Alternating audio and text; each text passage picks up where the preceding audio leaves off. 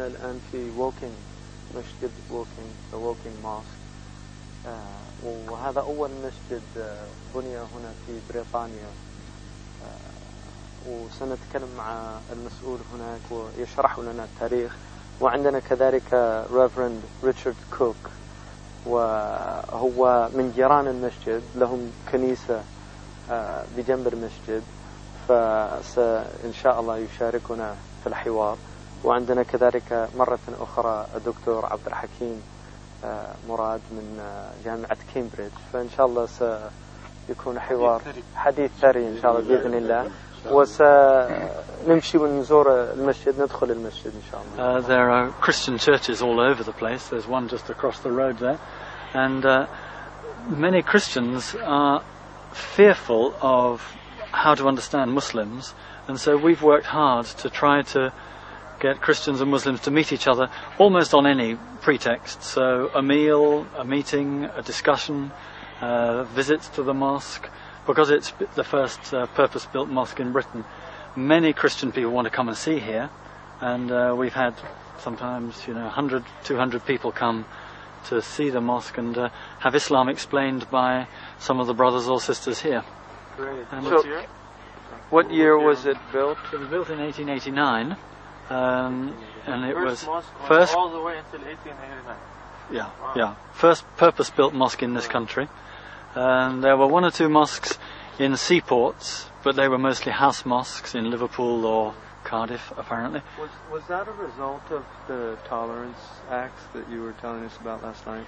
Well, before the early Victorian period, it would have been impossible to build a mosque in England. Right. Even the non-conformists often experienced severe difficulties, and the Catholics couldn't open churches in some places until about the 1830s. So the Act of Toleration made it theoretically possible to have a place of Muslim worship, and before then Muslims were persecuted here. In the 17th century there are 3 cases of Muslims being put to death in Britain for not converting to Christianity. So two in Wales and 1 in England.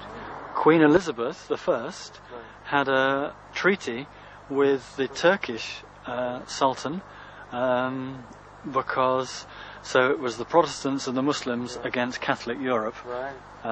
So it was very interesting, the relationship between this country and the Muslim heartlands. And the Moroccans actually, in Mansour al-Dhahabi, who was the Moroccan Sultan, had also a treaty with Queen Elizabeth, and he in 1602 he actually sent an emissary and wanted to make an alliance.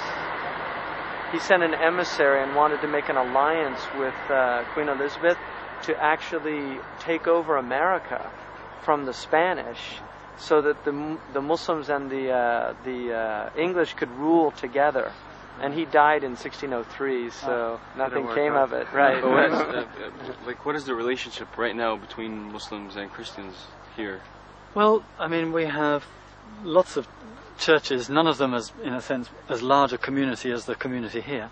And we've tried to get Christians and Muslims to be friends, to understand each other. So from our side as a Christian community, we try to run courses that explain Islam and why the community is like it is, so that the fear and the ignorance, which then leads to intolerance and aggression, can be overcome. But I mean, we've only started, but it's a beginning. Can we take a look at the mosque? Oh, sure, yeah. Good friends here at the mosque and the leadership.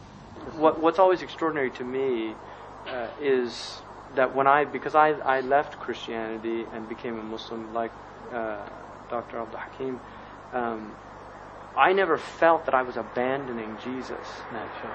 I really didn't. I did not feel I was giving up what was essential to me about the Christian faith.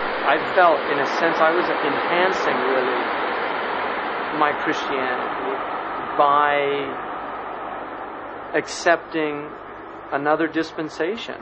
I mean, I really saw it, and in a sense, I've really looked at myself, and in terms of my family, because I was raised in an Orthodox tradition, I've looked at myself as really not abandoning anything that my parents, for instance, taught me of those essential truths.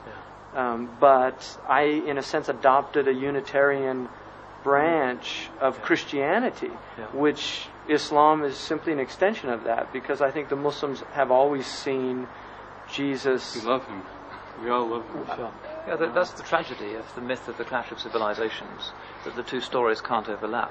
But the reality is that the great stories of the Bible are also there in the Quran. Yes. The God of Moses Abraham. is the God God of Abraham, Isaac, and Jacob, of the Quran.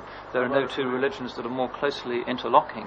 It's wonderful opportunities for building understanding, but the mutual misunderstanding and ignorance, it seems, has never been greater. I mean, that's how I feel. I really feel that we in the West, we have just an immense amount to learn from the Islamic tradition, because it succeeded in doing certain things very early on that Christianity literally took almost 2,000 years to get to.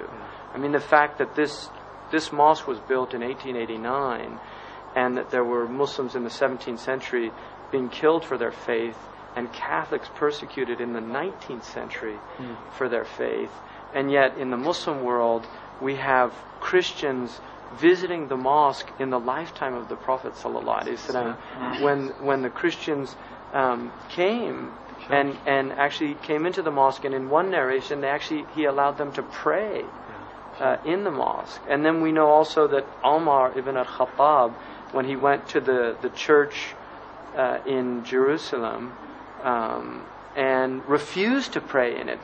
The Christians actually offered, because he conquered the city, they offered him to pray in the mosque, and he said, I don't want to pray. And they asked him, why wasn't it permitted? And he said, no. But if I pray, I would fear that Muslims later would say, Omar prayed here, let's make it a mosque. And they would break the trust of protecting the church. And stories like this, which traditionally Muslims were they were nurtured on these stories.